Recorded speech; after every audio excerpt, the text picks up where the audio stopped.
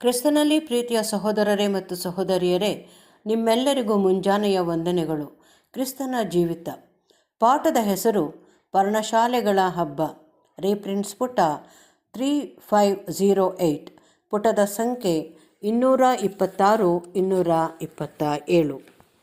ಹಬ್ಬದಲ್ಲಿ ಯೇಸುವು. ಈ ಪಾಠವು ಕರ್ತನು ಕಡೆಯದಾಗಿ ಪರ್ಣಶಾಲೆಗಳ ಹಬ್ಬದಲ್ಲಿ ಭಾಗವಹಿಸಿದ್ದಕ್ಕೆ ಸಂಬಂಧಪಟ್ಟಿರುವುದು.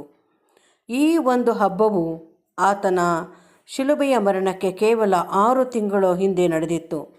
ಹಿಂದಿನ ಒಂದು ಪಾಠದಲ್ಲಿ 5,000 ಜನರಿಗೆ ಉಣಬಡಿಸಿದ್ದು ಜನರು ಪಸ್ಕ ಹಬ್ಬಕ್ಕಾಗಿ ಯೆರೂಸಲೇಮಿಗೆ ಹೋಗುವ ಮಾರ್ಗದಲ್ಲಿದ್ದ ಸಮಯವಾಗಿತ್ತೆಂದು ನಾವು ನೋಡಿದ್ದೆವು.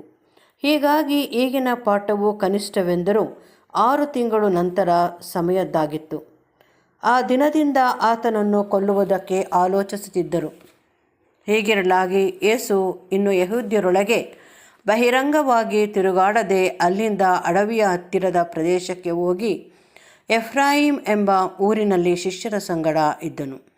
ಇಂಥ ಸಮಯ ಬರಲು ಸುಸ್ಪಷ್ಟವಾಗಿ ಸುಮಾರು 1 ವರ್ಷ 6 ತಿಂಗಳ ಅಂತರವಿರುವ ಸಾಧ್ಯತೆಯು ಬೇಕು.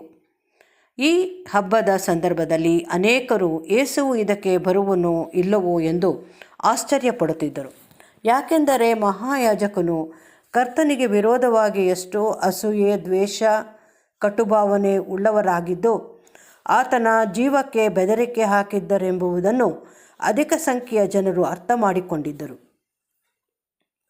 ತನ್ನ ಗಳಿಗೆಯು ಬರುವವರೆಗೂ ತನ್ನ ಜೀವವು ದೇವರ ಸಂರಕ್ಷಣೆಯಲ್ಲಿರುವುದೆಂಬುದನ್ನು ನಮ್ಮ ಕರ್ತನು ಮನಗಂಡವನಾಗಿದ್ದನು.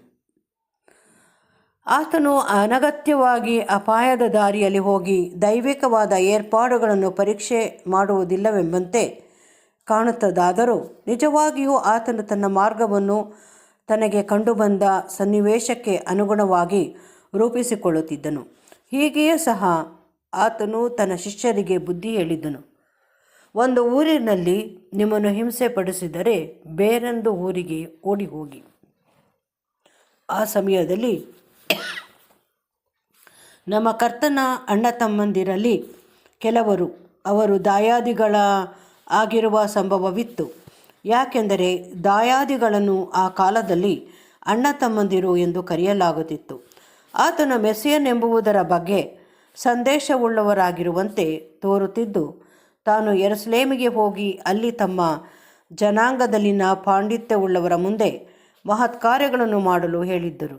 ಅದನ್ನು ನೋಡುವ ಅವರು ಆತನನ್ನು ಟೀಕಿಸಿ ಅವನಲ್ಲಿ ದೋಷವನ್ನು ಕಂಡುಹಿಡಿಯುವ ಹಾಗೂ ಸಾಧ್ಯವಾದಲ್ಲಿ ಆತನು ಹೇಳಿಕೊಳ್ಳುವುದನ್ನು, ಆತನು ಮಾಡುವ ಅದ್ಭುತಗಳನ್ನು ತಪ್ಪಾದುದೆಂದು ರುಜುವಾತುಪಡಿಸುವ ಅವಕಾಶ ಉಂಟಾಗುವುದೆಂಬುದು ಅವರ ಉದ್ದೇಶವಾಗಿತ್ತೆಂದು ಆ ಸಂದರ್ಭವು ಸೂಚಿಸುತ್ತದೆ. ನೀವೇ ಜಾತ್ರೆಗೆ ಹೋಗಿರಿ, ನನ್ನ ಸಮಯವು ಇನ್ನೂ ಒದಗದೇ ಇರುವುದರಿಂದ ನಾನು ಈ ಜಾತ್ರೆಗೆ ಈಗ ಹೋಗುವುದಿಲ್ಲ ಎಂಬುದು ಆತನ ಉತ್ತರವಾಗಿತ್ತು.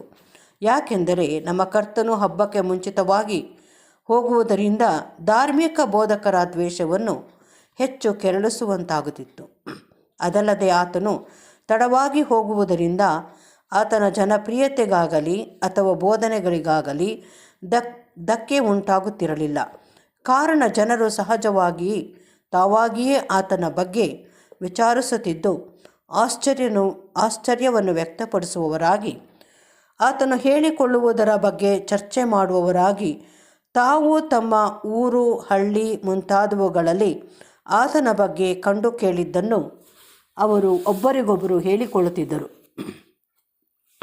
ನಮ್ಮ ಕರ್ತನು ಹಬ್ಬದ ವಾರದ ಕಡೆಯ ದಿನಗಳಲ್ಲಿ ಅಲ್ಲಿಗೆ ಆಗಮಿಸಿ ನೇರವಾಗಿ ದೇವಾಲಯಕ್ಕೆ ಹೋಗಿ ಜನರ ಧಾರ್ಮಿಕ ಭಾವನೆಗಳು ತಾರಕಕ್ಕೇರುವಾಗ ಅವರು ವರ್ಷವೂ ಸತತವಾಗಿ ಆಚರಿಸುತ್ತಿರುವ ಸಾಂಕೇತಿಕವಾದವುಗಳಲ್ಲಿರುವ ಆಳವಾದ ಆತ್ಮಿಕ ವಿಷಯಗಳ ಕಡೆಗೆ ಅವರ ಗಮನವನ್ನು ಸೆಳೆದಿದ್ದನು.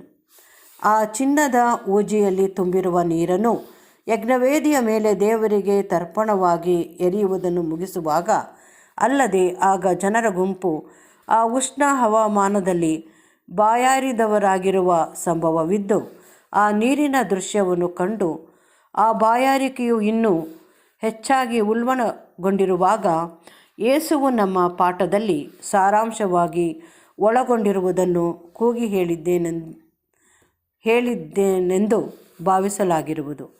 ಯಾವನಿಗಾದರೂ ನೀರಡಿಕೆಯಾಗಿದ್ದರೆ ಅವನು ನನ್ನ ಬಳಿಗೆ ಬಂದು ಕುಡಿಯಲಿ.